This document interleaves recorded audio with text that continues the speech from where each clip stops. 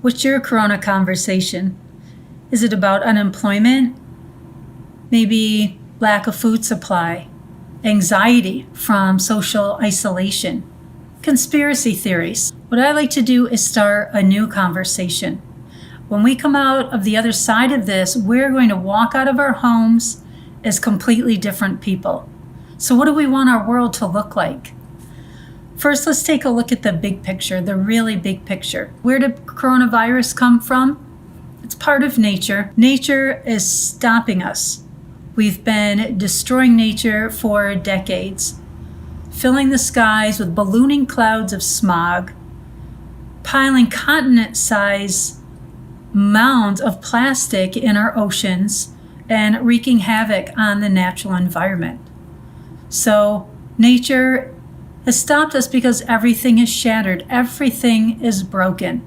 So we stop everything completely. In addition to the destruction of nature, we've also disrupted our societies. What is the nature of social interaction that we've seen up until now?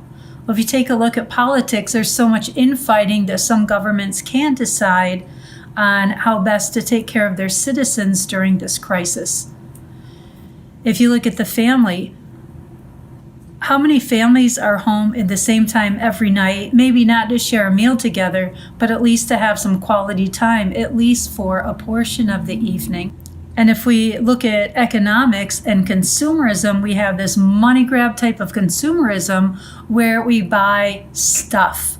Just things to fill our lives, fill our homes. So most of it we just toss aside, or we forget that we even have it, and then we go and buy something else new just because we want some level of our being satisfied. So it's the end of this wave. It's the end of this wave of destroying the natural environment.